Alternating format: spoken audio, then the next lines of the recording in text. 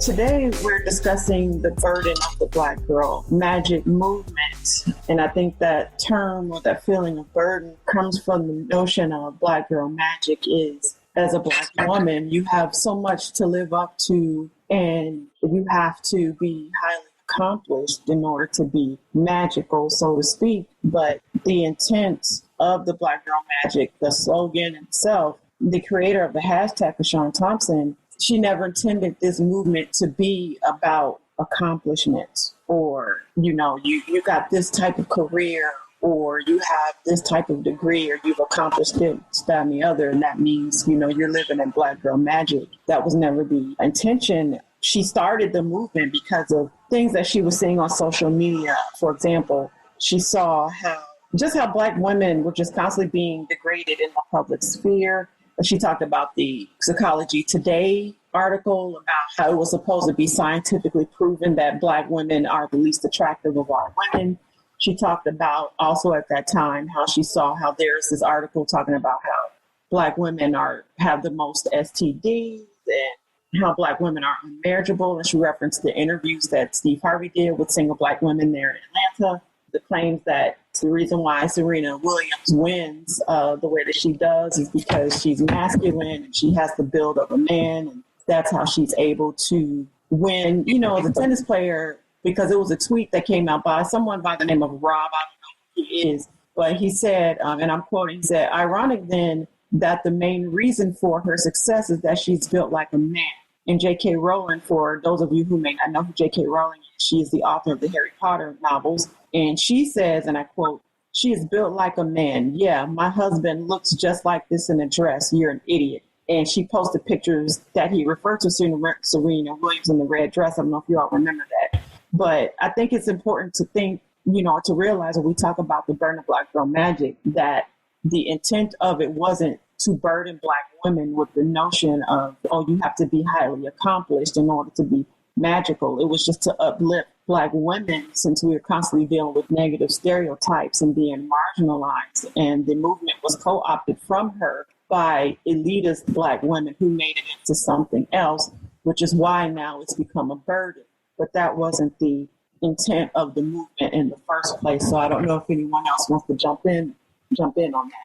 I want to jump in on, so just my overall thought on Black girl magic is, especially given your explanation of how it came about and its initial goals.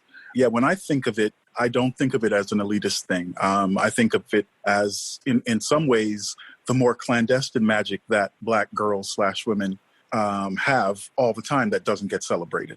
And even that which gets celebrated, So I think Black women are magical in a myriad of different ways that don't get celebrated, which probably lends itself to, to the initial points that Kashawn Thompson intended when she founded the movement. So, I remember my mom cutting my orange slices in half when she made me breakfast every day as a single mother at the time, So that was magical to me as a 6-year-old. I remember it, into my late 40s. So there are things that Black women do all the time that nobody celebrates them for that have a huge impact on our diaspora, as well as the things that are more acclaimed, So, yeah, I think the fact that elitist Black women have taken it and evolved it into what it is today is natural to some extent, at least in my perception. And then also, yes, there are some negative aspects to it.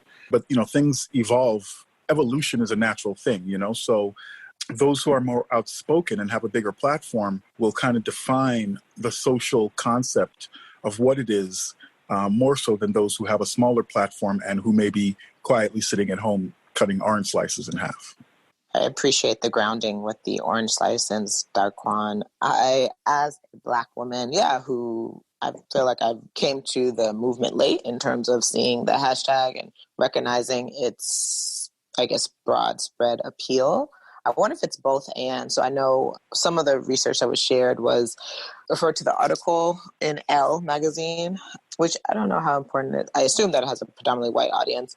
And there was a Black woman in that magazine who talked about the burden, maybe it being exclusive. And so I just wonder if it's both and. Kind of like to Darquan's part, I think that people with a bigger platform are people who are more worldly, successful, are going to be looked at as defining what the hashtag means. And then, the people maybe who, only have 12 followers who are using it because I think Luna Ma shared a picture or a post of someone who was celebrating their wife for holding it down, for being pregnant and keeping the house clean. And I think maybe taking care of the kids. And like those things are as important in a community, to Darquan's point. Like being able to manage your household is as important and significant as like Serena Williams, in my mind, winning tennis championships, because it's your platform, it's your stage, and it's magical, it's resilient, it's getting up and doing what you have to do every day to survive. That is what I believe the original point of the hashtag was, celebrating the resilience of Black women in the face of all odds. And so whether it's cutting orange slices, making the bed in your home, winning a national championship, those things are all magical in the face of an uphill battle.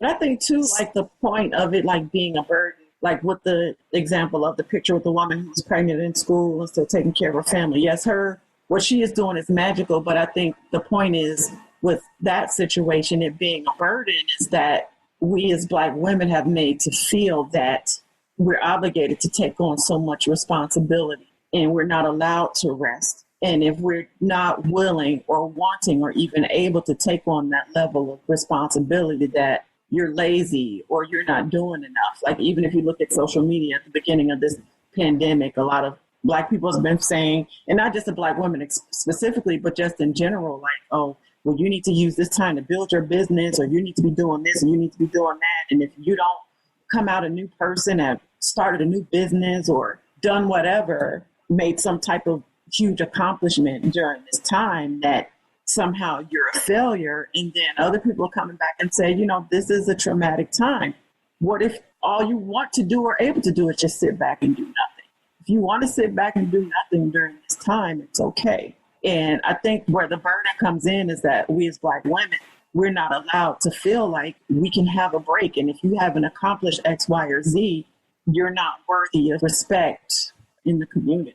So I think that's a good point that you made, Tioff, and it's actually a good segue into a quote here from Alice Walker that I wanted to share, and that is, quote, "You don't always have to be doing something. You can just be, and that's plenty." So when you talk about, and I saw those same tweets and Facebook posts about, this is the time that we can, take those Harvard courses. This is a time where we can launch a podcast. This is a time when we can take on additional work that we weren't thinking of or had the time to do. Yes, on one hand, it is a great time to be enterprising. And on the other hand, yeah, what if you just need time to rest, right? And so just going back to, this whole idea of Black girls are magic, which was the actual original saying from Miss Thompson, right? That became shortened to hashtag blackgirlmagic.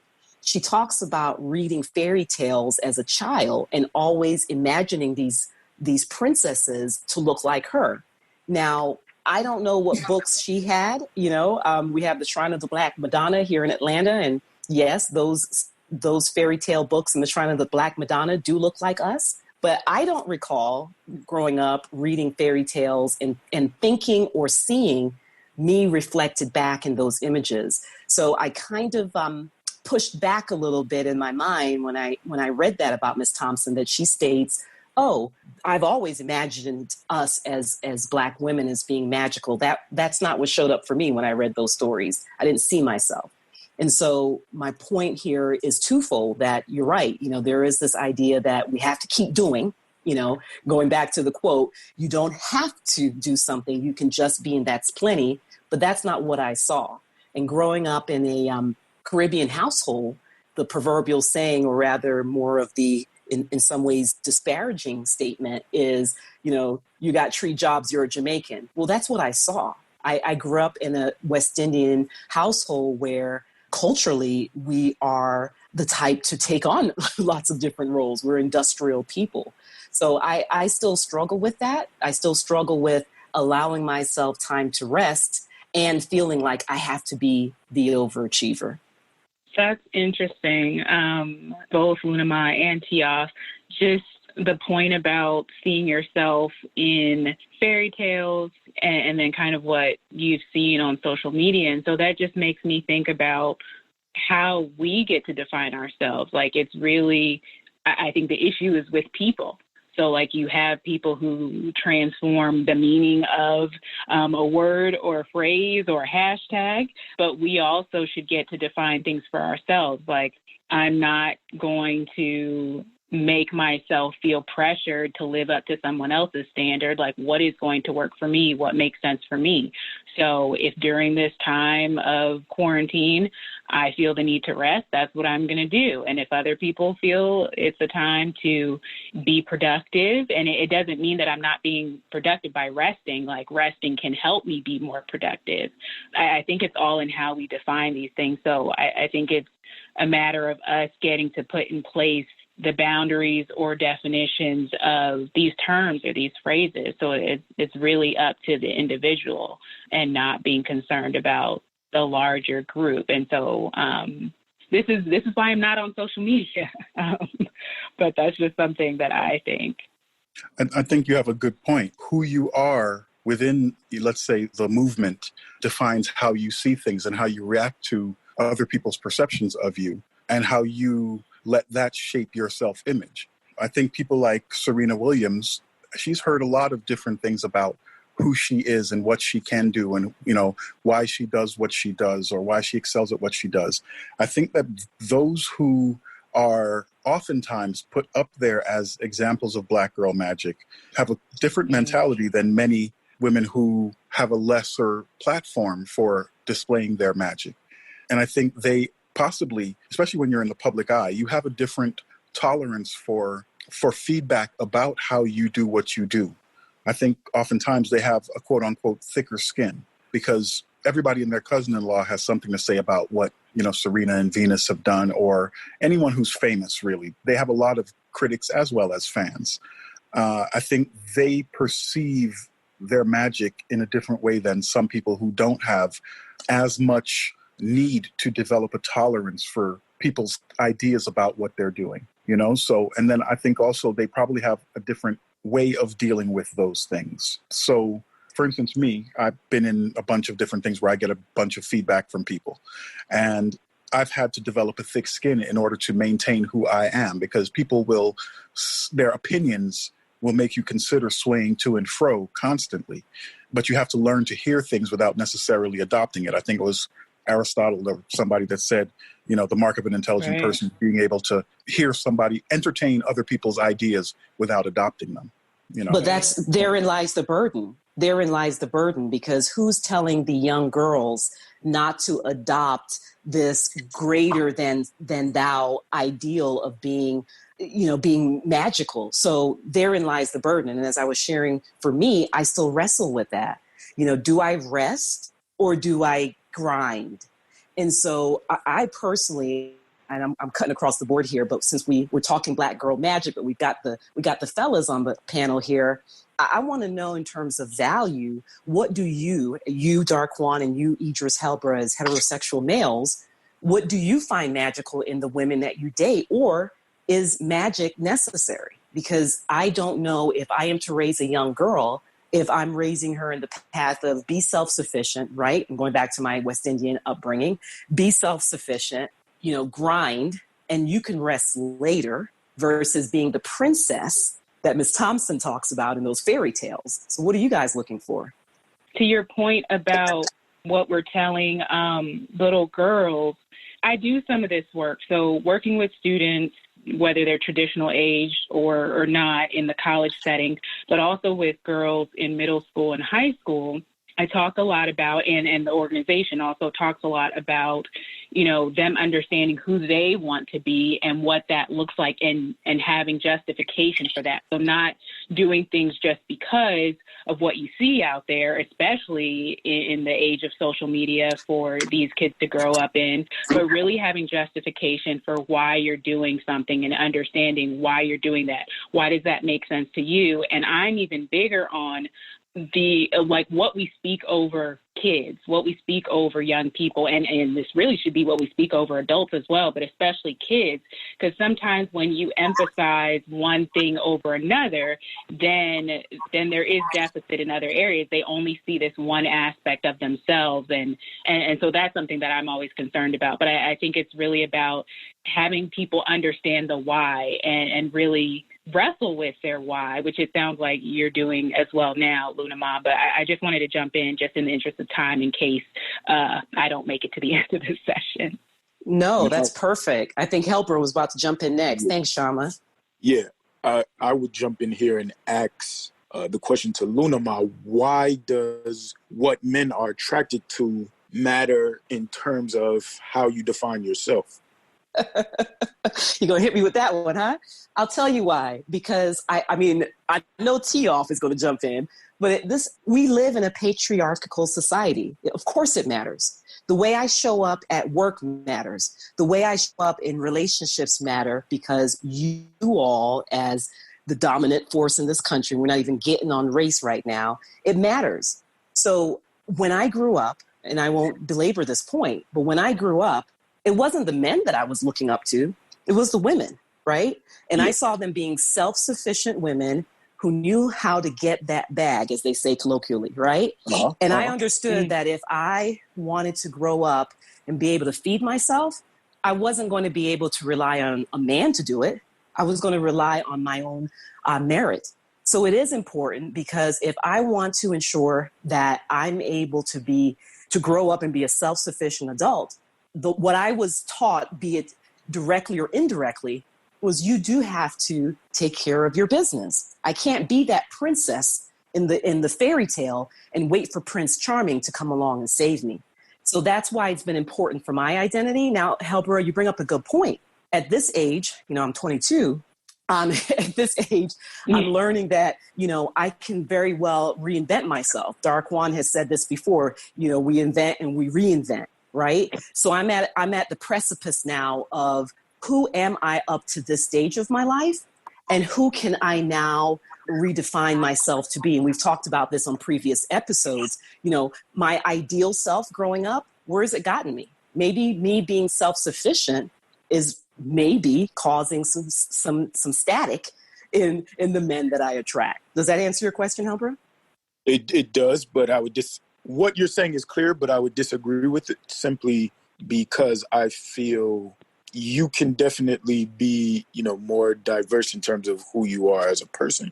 I think you can take the two, I don't know if the ladies would agree, the top two examples of what air quotes black girl magic are Michelle Obama and Beyonce. I think what Barack Obama finds attractive doesn't in any way matter in terms of how Michelle defines herself. At least from what I got from when I watched Becoming on Netflix. And then on another spectrum, I think Beyonce represents strength and, black girl magic. However, I think a large part of what she does and how she defines herself is based on what Jay-Z likes. So I think it can be on one end or another. It's just the constant is that as long as you are strong in terms of who you truly feel you are as a person and how you want to live your life, the right partner will be attracted into your life. I want to weigh in, Helber, but you directed this question to me. I disagree politely and lovingly. I was going to say the Beyonce same. Shut up. And both Michelle Obama were at the top of their respective games. Michelle wasn't working at, and no offense to my brothers and sisters working at fast food chains, but she wasn't at a fast food chain. She was in a prestigious program with Barack.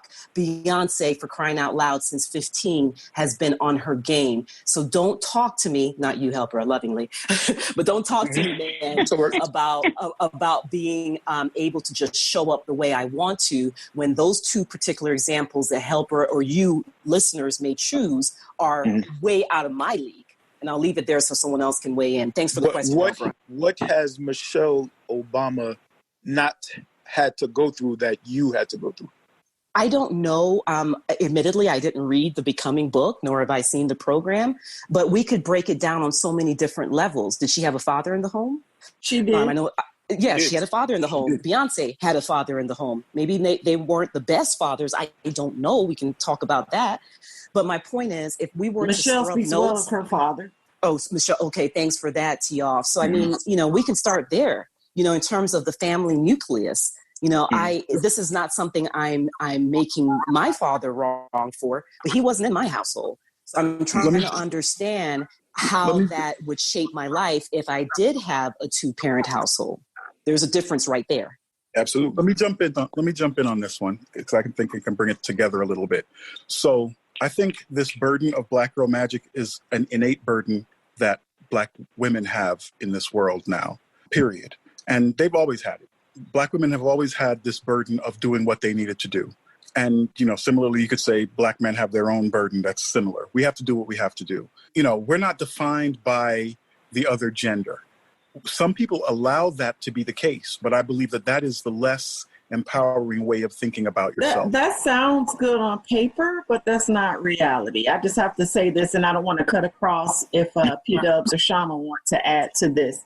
But I hear what you're saying, both of you gentlemen, but the reality is, at least in my experience, especially within the Black community, when a Black woman expresses a desire to be in a relationship, what I often hear from not only just Black women, but from Black men, well, what do you bring to the table? So you can't just be who you are. But the thing about it is, though, is every single person, Black, white, yellow, whatever, throughout the world has a responsibility of being who they are. You can't allow other people to define who you are. I'm not disagreeing that you allow other people to define who you are. But at the end of the day, especially in the Black community, when it comes to relationships, especially when it comes to whether or not a Black woman is chosen, it's rooted in respectability politics. And Black women, we are often told, and this is maybe something you can't relate to because you don't hear these things as a Black woman, but I know that I can't speak for Luna Ma or Shama or P-Dubs, but in my experience, we are often given the messages that if you are not X, Y, or Z, or if you don't have these ducks in a row, you are not worthy of love, no matter how you feel about yourself. Even my mother. But that's a given. But that's a given for everyone. It's not a Black woman thing. Yeah, it's a given for everyone. It's a given for all people of all genders. If you aren't about anything, we don't want you, no matter what gender you are. Right? If I'm a woman, if I'm a man, if you're not about nothing, I don't want you. That's a given for everyone and every race. On paper, I'm just only sharing what I observe. And for me, what I've noticed in my life is that Black women are expected to bring more to the table than men are. That may not be the case for you all, Idris and Darquan, but this is what I have seen it in my own experience with my eyes. I would agree with T-Off here. And good point there, T-Off. Shama? Yeah, I don't want to leave, but I'm actually wanting to hear from T-Off an example, or Luna Ma an example, because I am leaning on the side of Darquan currently, because I don't, in my experience, I haven't had to show up with anything. Right. And I've actually come across some people who have been like I can't remember the person, but I remember the phrase exactly. But he said to me like, "Oh, you're one of those," and I was like, "What do you mean by that?" And it was, "You're one of those independent." And I can't remember if he used the black girl magic thing on me, but I was like, what is that? I was about to come in with I don't know what artist it is, but I was going to say I-N-D-E-E. I can't spell the word correctly. Yeah, I-N-D-E. Let me weigh in. Okay. Lil Boosie, oh boy. Let me weigh in. I'm going to give you an example because Helbra and Darquan, they were coming from my girl T-Off, so you know I got to lean in on them. Shama asks for an example in the interest of time before she leaves us. The perfect example is the one that T-Off mentioned earlier, Tanya TKO's show, right?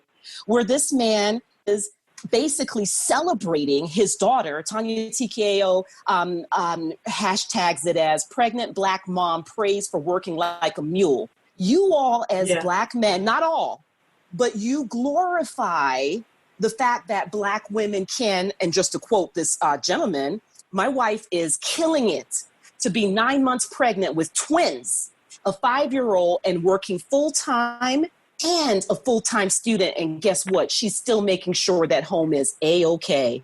That, Shama, is an example. Exactly. And he's not saying what he's doing to ease her burden.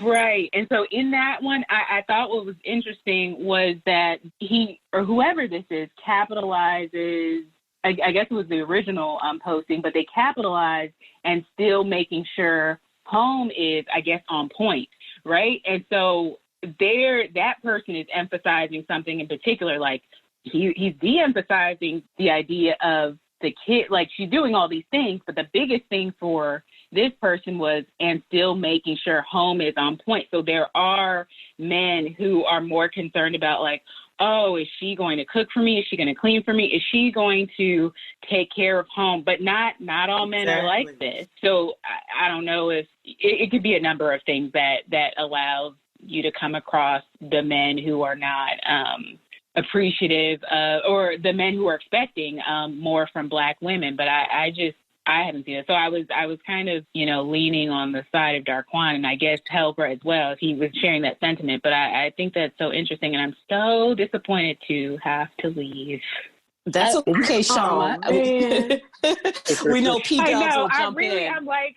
I'm like, oh, well, but I'm supporting these young girls in their development so that they can distinguish for themselves between how they want to use Black girl magic. Yeah. Yeah, well, you got to go work your magic. Yeah. Gosh.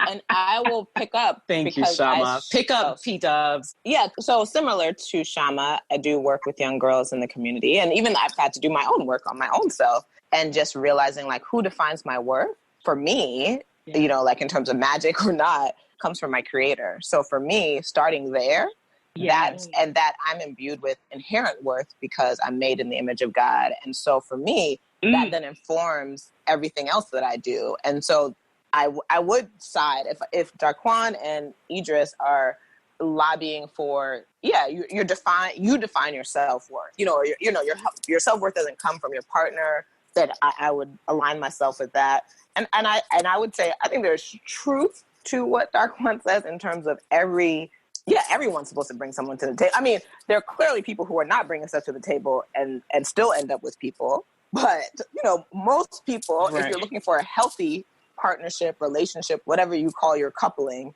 everyone has strengths and weaknesses. And you're praying for someone with, strengths where you're weak, or more strengths than weaknesses, or more strength than baggage, whatever the counting the cost looks like. So I think everyone, is sizing up a partner for what they can contribute to a household. But I will say historically, like if we talk about in America, I think Black women have borne an outsized burden based on their position in society and, just based on the position. Like if we think back to slavery and that Black women were not only raising their own children, but also taking care of the master's child, like those types of things. I think, if you go back historically. I want to weigh in on that. Go for it. That's a good point. Yeah. So the burden of being the horse that pulled the cart in the field. And again, I don't want to make this man versus women, but men had their own burden back then. When they allowed women into the house to take care of their kids, men were out in the field. It's still the same nowadays. Like, and historically, men everywhere have carried the burden of moving their families forward. I understand that this conversation is about Black girl magic, but we have to keep things in context. Traditionally, worldwide, men have been the breadwinners who have helped to move their households forward. We don't want a biscuit for it. It's just how it's been. I might push back. I might push back a little bit. So so I wasn't living. We're talking about history, though. We're not talking about our opinion. We're talking about statistical fact. Well, I think that we can skew things. So I think that the division of labor looked different however many years ago. Even like I brought up slavery, but I think of, let's say, the 20s and 40s in the US or even in Jamaica. Women were they may not be in the field with their farming spouse, but they were refining the produce that's coming back in from the field. But except in slavery, women were in the field working. Well, so I think it can look different, but I guess I would say, like, my partner and I have talked about the invisible labor of women that sometimes the headache of plant, like there's a lot of, particularly if you're holding down the home, there's a lot of invisible labor that you do to make things come out to a finished product that sometimes can just be discounted and not valued as much as the field work, or if you're a stay-at-home mother and then your husband is working or your partner is working, that whole food being on the table, laundry being done, what child rearing, that can be devalued. And even though that's an around the clock job, where most jobs outside the home, there's a cutoff, there's shifts. So I think that's where I think women across ethnicities, but definitely Black women, can feel a burden in terms of, I have to get all this stuff done and I can't complain. Like, I think for Black people, the classic song is, I'm not your superwoman, even though, you know, there's a sense that you are supposed to be able to hold it down in every room in the house and out in work and still look fly. And it's like, who can live up to that? And so that's why I think, as Shama said earlier, of just, defining yourself and not counting your worth in like what you produce. And then for me, it's really grounded in God saying, I have worth because he made me, and then going from there. And then, you know, and as I pursue my different callings, ambitions, purposes. But men are not devoid of these burdens, though. When a man gets home from his 9 to 5, he doesn't just sit there and do nothing in any sustainable household. Men have their own after work responsibilities too. What are they? Yeah, what are they? What are y'all doing after work? I know most women I know who are married and they're still doing all the household chores, and it's very rare that they have husbands who help them cook or take care of kids. But y'all aren't going out in the yard again. Y'all aren't, you know, fixing cars or taking cars to get fixed or cleaning or doing the lawn work. Men have stuff to do around the household as well. But I'll give, you know, I don't mean to put my personal business out there, but I'll use my mom as an example because I'm single and I do change my own tires and things like that. Yeah. But we can't argue from the point of anomalies though in these statements. We want to try to find a central point. Am I an anomaly? I don't know. I'm saying that if you have no one in your life, you do need to take on that burden of doing everything for yourself. But most women have social expectations of what men should do within a relationship. They do, but a lot of men don't do it. I'm going to open the doors.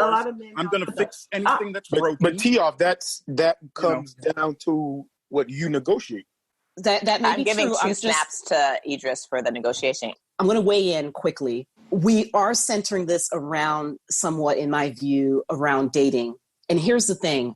When we talk about the burden of the Black Girl Magic movement, in my opinion, it far supersedes just the dating arena. There's several arenas.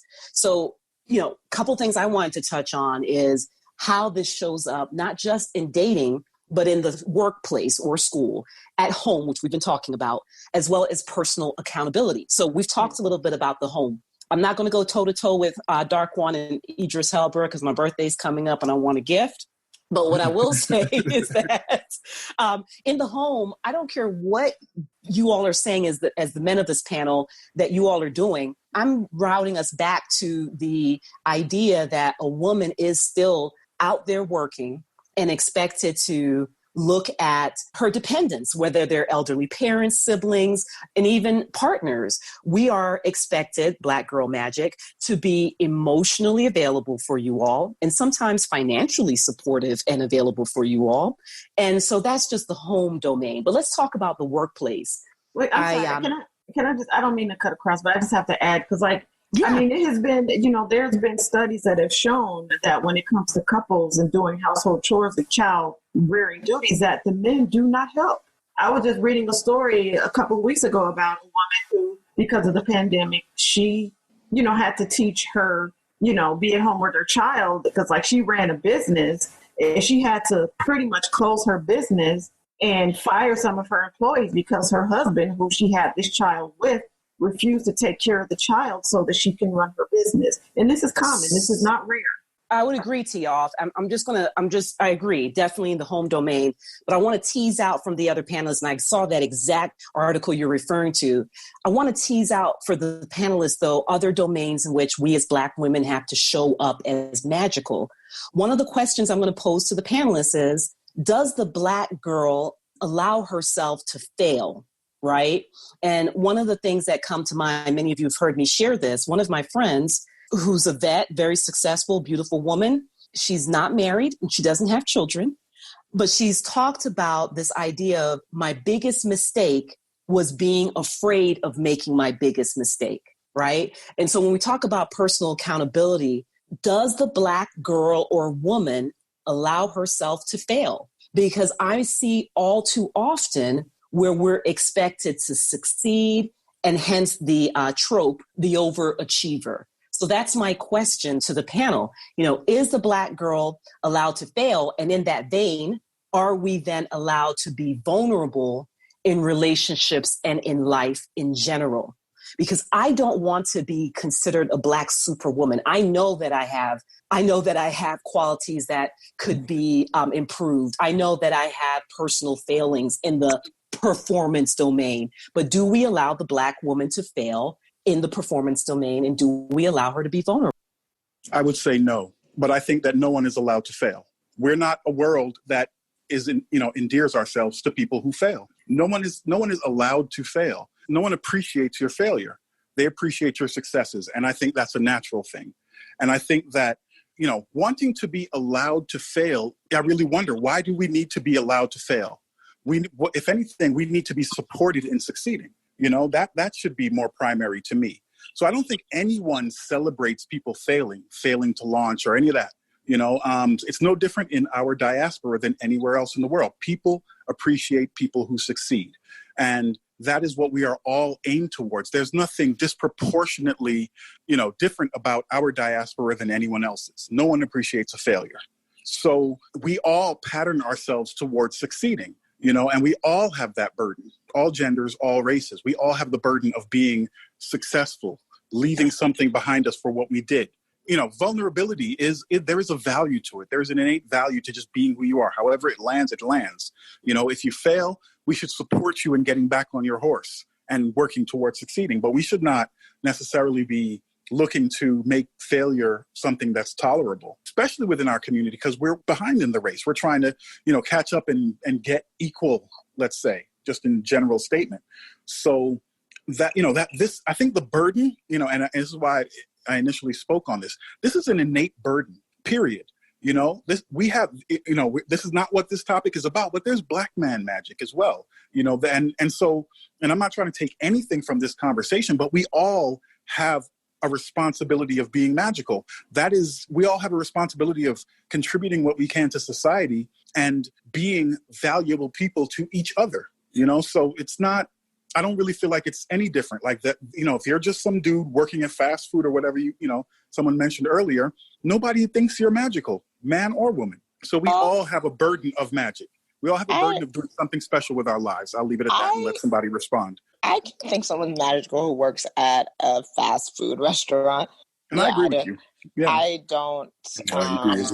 Like someone, I think, actually, my partner, he's mentioned that he knew a man who had like between 5 and 8 kids with the same woman. And, he worked at UPS or FedEx, but was holding it down. But his kids were very like grounded and responsible and well-behaved. And it was like, whatever he's doing, however he's like supporting his household, he's doing something right. Cause, his kids seem happy and clothed and in their right mind. So yeah, like I don't think your job, again, should define your worth. And your words hit a little hard, Daquan, but maybe the thing that we would agree on is like defining what success is. So if your success is like, I have to make a certain amount of money per year, I have to have this house and this job and this car, like that seems really harsh and I would push back against that. But if your success is like, I'm mentally and emotionally stable, like I have healthy relationships, I take care of what I create. I take care of what I create. Yeah. Yeah. So I think, it's just depending on your definition of success. And so then maybe there is room. There's room for vulnerability and weakness in that journey to get there so that it doesn't happen overnight. I think work is like that's such a different tangent in terms of like the culture at work, the environments you work on and how you show up there. Tangent. No, tangent. I was just plugging tangent. Tangent. Yeah. So it's how you're defining your success. So to go back to Luna Ma's original question, like, can you show up as weak? Not just hitting the ball out the park. I think you can in safe spaces. And I would hope that whether it's amongst your family or friends or with a partner, that you can say that I don't have it all together. I can't check all the boxes. And a part of the partnership is you cheering me on despite, like, as Daquan said, like, we don't celebrate failure per se. But I was thinking we do love a good comeback story. Like for some reason, the movie Rudy came to mind. Is that the one with the horse, or I don't know? Just I feel like we always. Rudy's the one with the football player. Yeah, the football player. Sorry, football player. I think he played in the horse movie too. Yeah, so I feel like we love like the David and Goliath story for a Bible story. Like we love seeing the little guy overcome the odds, or the Jamaican bobsled team. I think, I don't know, if that's the biblical narrative that runs through Hollywood films. I don't know if it's universal, but I think there's something about like seeing someone go from humble beginnings, and create a legacy. And that's fine, P Dubs. What I'm out to understand, the inquiry that I'm in, P Dubs, is not so much about how we can come back from a failure, right? But rather, as Black women, do we allow ourselves to fail? And so when we talk about this burden, I know for me, when I'm in the workplace, I feel it goes back, and we've all heard this. We've all heard as people of color that we have to essentially work twice as hard, or as the saying goes, work twice as hard to be equal, right? And so I'm constantly pushing myself in the workplace. And sometimes I think my overachiever behavior, right, sometimes outstrips my physical and sometimes mental well-being. I am so driven to not make a mistake, to not have egg on my face in front of my workmates and my manager, that I sometimes put myself at risk, right, of proper rest or just sometimes I come into the office and I'm just going to be, transparent. I feel manic, because I'm trying to not fail. But let me do this. Why don't, Idris, you're going to weigh in. Why don't we just take 2 minutes and do our wrap up? Idris, your 2 minutes start now. Okay, so yes, you've all heard my points. I would just like to rephrase a question to Luna Ma.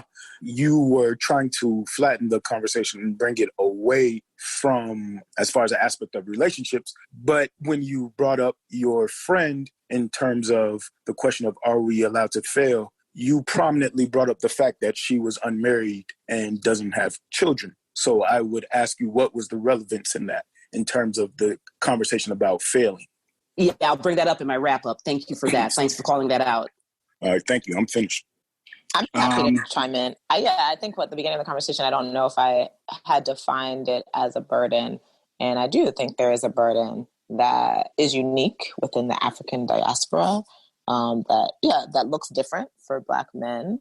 Yeah, the older I get as a woman, I just feel like we have a unique experience in this world, particularly as Black women, because I think we all not only experience our own, but also often carry the load for our Black brothers. And so magic can be a lot to live up to. But I would just, re-echo what I said before, of just that for me, my magic and worth come from my Creator, and that grounds me and helps me not to take on kind of the weight of social media's definition of what the hashtag might mean. And so I'm hoping, for the people I influence in my small circle, that they see that and hopefully share that value and are not defined by, worldly expectations of what it means to be magical, but instead are grounded in us inherent dignity and self-worth from the Creator. Word. And to kind of segue off that point, I agree 100% that the Black woman has a unique level of responsibility and expectations within our diaspora and the world. I also want to say, though, that the Black man has his own unique set of expectations within the world. Now, some people may not live up to that, but coming from an experience where my dad raised 2 women, right, who are now out in the world living their lives, and he raised them exactly the way he raised me. So they're both successful and capable of, handling their business and have their own unique magic in my mind. My sisters have their own unique magic, and they are different than the popular culture, and maybe there's spirituality in their lives that leads them to behave and think differently. But I also want to come back to every person has a opportunity, let's say. And I really feel like there's a cultural expectation beyond even any, just the Black culture, but just worldwide culture. There's a cultural expectation of doing something magical, like do something magical and we will celebrate you, So there is a burden, but it's a societal burden in general. There's a burden of doing something valuable to society with your life, so. I think the disconnect, between you and I, Daquan, and of course that's why we're all here. We all have different opinions and different experiences that we can share. So we're not going to always agree. But I think what you and I were talking about, kind of debating a little bit a few minutes ago, is that at least for me, I'm the only non-Caribbean person in this discussion. So culturally, there is a difference here. And someone who is African American, born and raised in America with African American family with nobody born outside of the U.S., I know for a certainty, at least within the strict African American culture, that for a lot of Black men, that expectation is not placed on them. It's placed solely on the women. Like, for example, and I've experienced this, and other Black women I know growing up have experienced this, where the girls are expected to contribute financially to the household and the boys have to do nothing. And this is I just don't think historically and statistically that the facts will prove that to be true. Historically, that has not been the case. It may be common. It may be common in many circumstances, but historically, that has not been the case. This is not new. This isn't a recent phenomenon. Like within the African American community, there's definitely more expectations that are put on the women that have not been put on the men. And, you know, it's been like this for a very long time. Like I said, this isn't something new with the millennials or the new generation. Black men in the African American community not carrying their weight has been an issue for a very long time. And so with us, again, as African American women whose culture is not outside the United States, it goes back to that we do have that respectability politics, and we do have that pressure on us as women that's not placed on the men, that if you are not a certain way, you're not worthy of being selected for a partner, you don't deserve to have a certain life. But I'll just finish that up. Thank you, Tioff. Great discussion today. I'll end my wrap up here by just saying I think we really covered all of the questions I had coming into this session today, as far as just what was there for me when I was thinking about today's episode. And those questions were, you know, how we show up in the workplace or school, how we show up at home. And I think there was some passionate debate about from the men on the panel as far as what they do after work, like Darquan says, or what they do to help keep the household going. And still, I have it that women overall are more responsible for the domestic duties more so than males. And, you know, if you have a same partner relationship and you're listening to this, drop a comment. Let us know how it works in that situation. But I just have it from my own personal experience and speaking to colleagues and friends and family, women have to take on more in the household. Third question that I had was personal accountability. You know, are Black girls and women allowed to fail?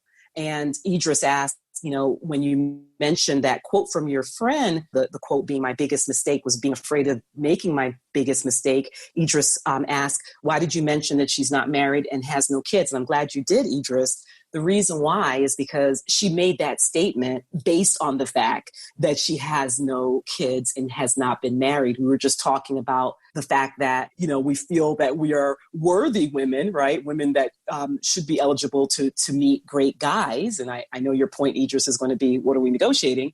But for her, she decided to be heads down and focus on school and get her education and her doctorate. And she didn't make time to date. She didn't make time to romance. And so two other things. The fourth question that I brought to this conversation, what was there for me, does the Black woman allow herself to be vulnerable? You know, this idea that we have to be the strong Black woman. How does that show up in relationships? And then the fifth question I had for myself was, what about the average Black girl and woman? And I think I heard varying opinions on that. The male panelists saying, on one hand, that, you know, it's okay if you show up the way you show up. I think Idris and Darquan both agree we're good. Well, I'll end with this note, since Idris brought up Michelle Obama and Beyonce. I'm gonna end my 2-minute wrap up with quotes from Beyonce's "Upgrade You" song. I'm not going to sing it, so don't y'all scream. She sings here five lines. She says, "You need a real woman in your life. That's a good look. Taking care of home and still fly. That's a good look. I can help you build up your account. That's a good look. Better than a hood look. Believe me. When you're in the meetings for the meals, you take me just to compliment the deals."